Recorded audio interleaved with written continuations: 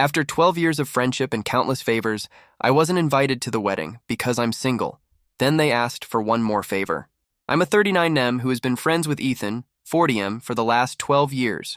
We met when we both worked at the same company in our late 20s and hit it off right away.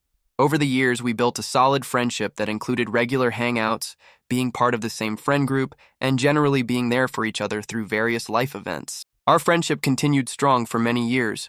We would meet up at least once a week for drinks or dinner, sometimes with our other friends, sometimes just the two of us. We'd talk about everything: work, relationships, family issues, you name it. Ethan was the person I called when my dad was diagnosed with cancer 5 years ago, and I was the first person he told when he got his promotion 4 years ago. When the pandemic hit, things naturally slowed down with our meetups.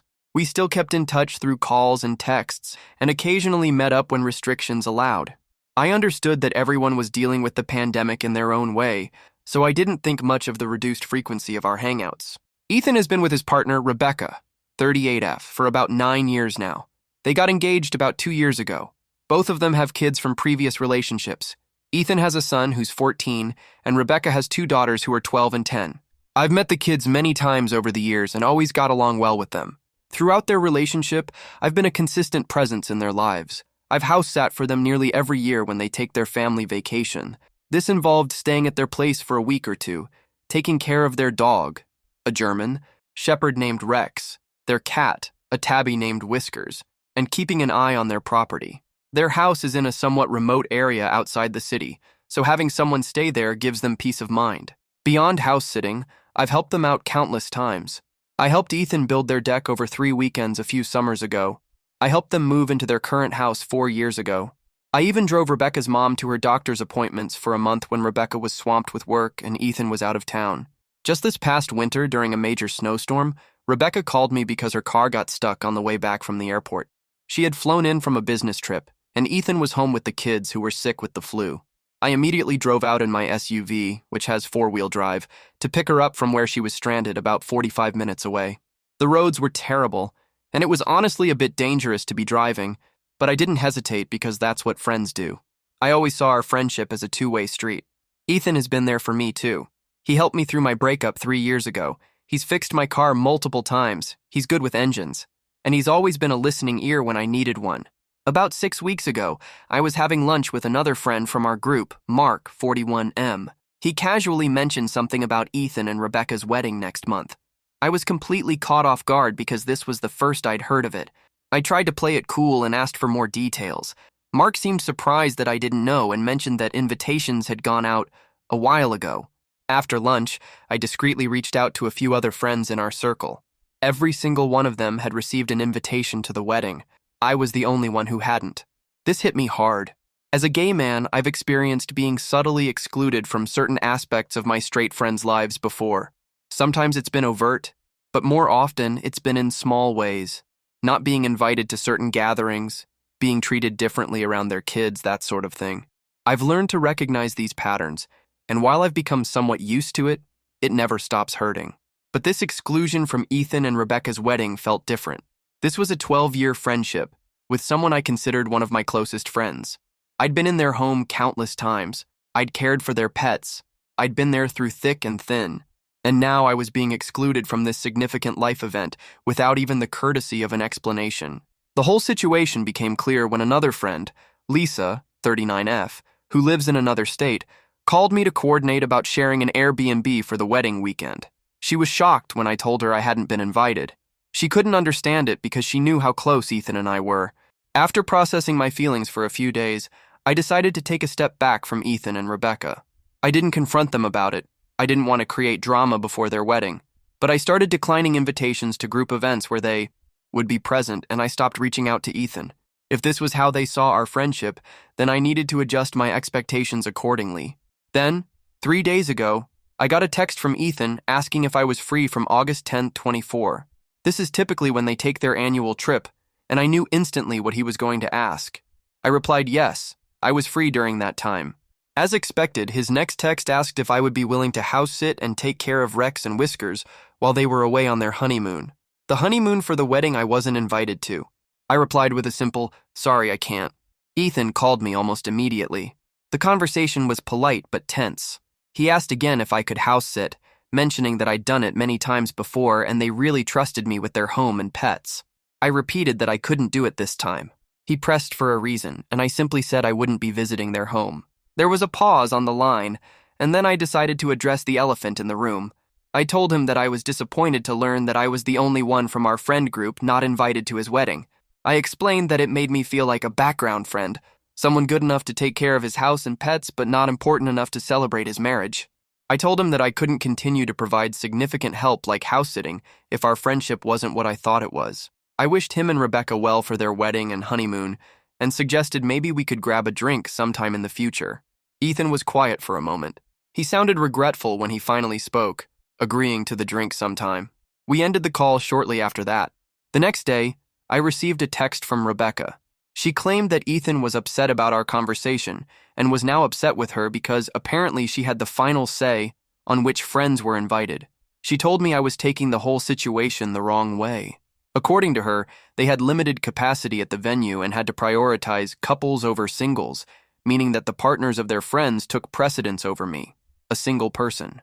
She then asked if I would reconsider helping them out with house-sitting because it would put Ethan's mind at ease. I didn't respond to her message. About an hour later, I learned from Mark that he had decided not to attend the wedding and had informed Ethan and Rebecca of his decision. I don't know if it was related to my situation, but the timing was interesting. Later that same day, I got another text from Ethan asking if we could meet for that drink tomorrow. He said he wanted to apologize for his royal mess-ups in person. I agreed to meet him. So, AIT for refusing to house-sit after not being invited to the wedding? Update 1. It's been a week since my original post, and a lot has happened. First, thank you all for your comments and perspectives. They gave me a lot to think about before meeting Ethan. As planned, I met Ethan at our usual bar the day after my post. We started with a round of shots, which wasn't our usual, but seemed appropriate given the tension. Ethan didn't waste any time. Right after we sat down with our drinks, he told me he had failed me as a friend. He confirmed that Rebecca's couples over singles philosophy had indeed been the driving force behind the initial wedding invite list for non-family friends. What surprised me was his admission that he had actually disagreed with Rebecca about this approach from the start. He called it exclusionary and silly, but admitted he had backed down rather than pushed the issue. He said he had hoped that after the RSVPs came in, some people would decline and free up space for others, including me. But when some guests did decline, Rebecca used that space to invite more of her extended family members, not me or any other initially excluded friends. Ethan confessed that he had folded and felt too ashamed to tell me about the exclusion directly, which is why I had to hear about it from Mark. He acknowledged that asking me to house-sit for their honeymoon after excluding me from the wedding was a risky move, and that my negative reaction was completely justified. He specifically mentioned that a wedding should be a gathering of people who have been a part of your lives and who you want to be a part of your lives, and that by any measure, I fit that description.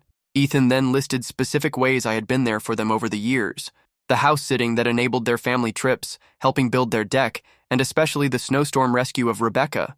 As he talked about these things, he became visibly upset.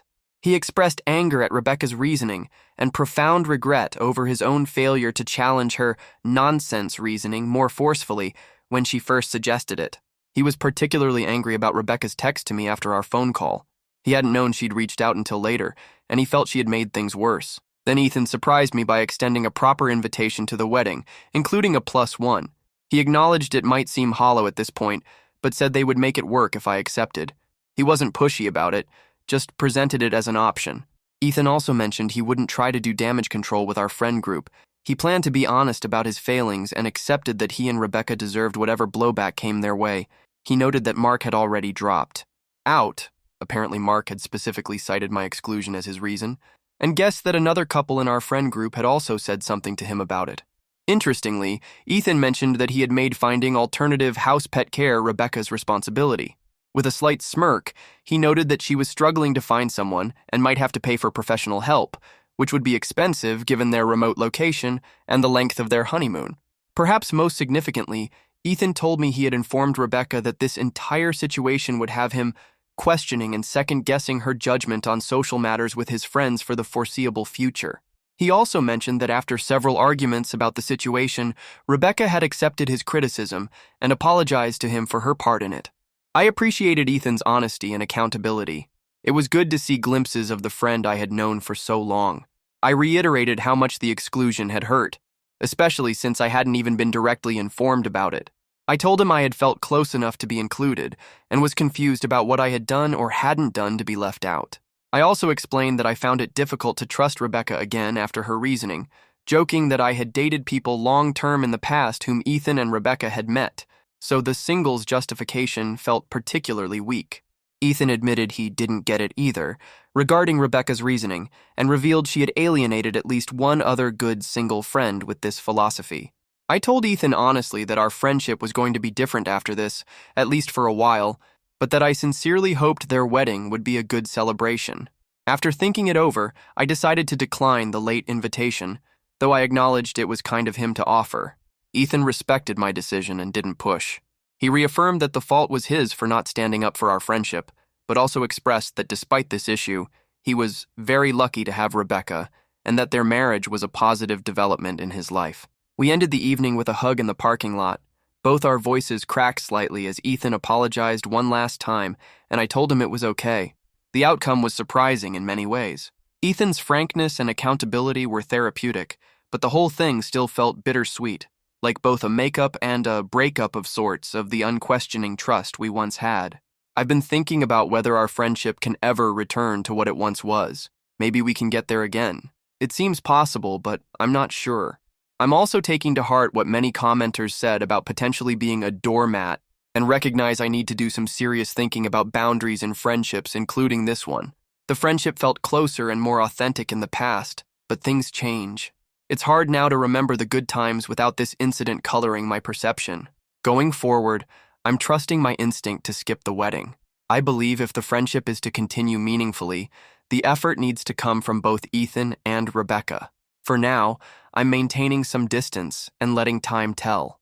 I made alternative plans for the wedding weekend with Lisa and another friend who decided not to attend, and I'm looking forward to that. As for the house sitting, Rebecca apparently found a professional service that will send someone to stay at their house, though Ethan mentioned it's costing them quite a bit. Not my problem anymore. Update 2. It's been about 6 weeks since my last update, and there's been an interesting development I wanted to share. After my conversation with Ethan, we texted occasionally but didn't meet up. He respected my need for space, and I appreciated that. He'd send casual messages asking how I was doing or sharing something funny he thought I'd enjoy, but nothing substantial about our friendship or the wedding. Rebecca never contacted me again after her initial text, which was fine by me. I still wasn't sure how to feel about her or her role in the whole situation. The wedding was scheduled for last Saturday. As planned, I spent the weekend with Lisa and our other friend, Jake, 42, who had also declined the invitation in solidarity with me. We rented a cabin by a lake about 2 hours from the city and had plans for hiking, fishing, and just relaxing away from everything.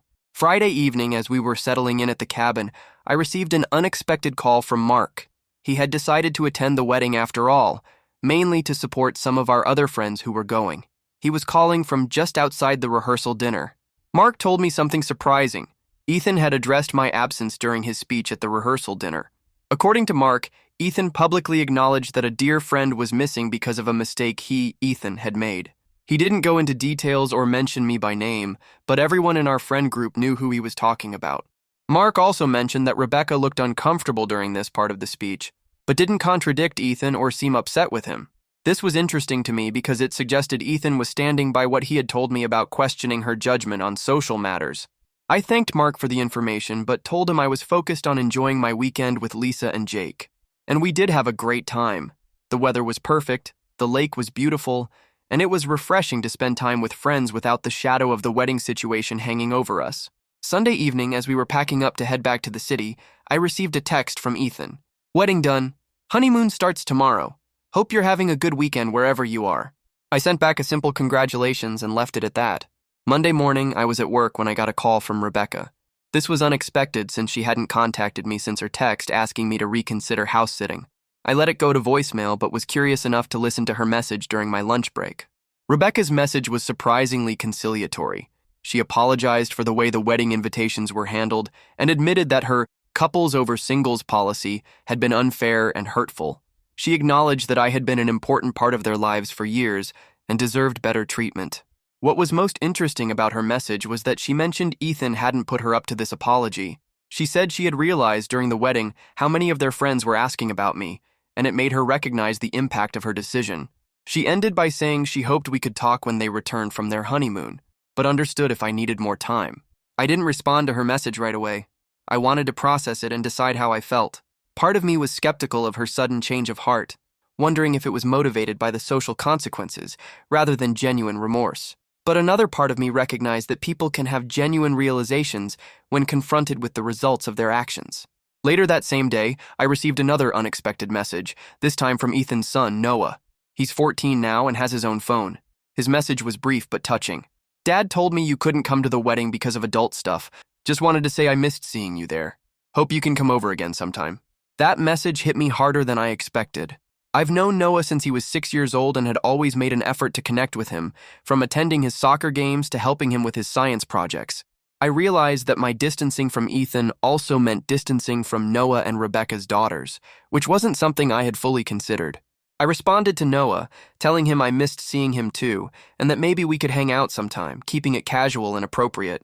The next day, I learned from another friend who attended the wedding that Ethan and Rebecca had set up a charitable donation in lieu of favors for guests. The charity they chose supports LGBTQ+ youth in our city, an organization I had volunteered with in the past and had mentioned to Ethan several times. This seemed like a deliberate choice, possibly a gesture toward me, or an acknowledgement of the exclusion I had felt.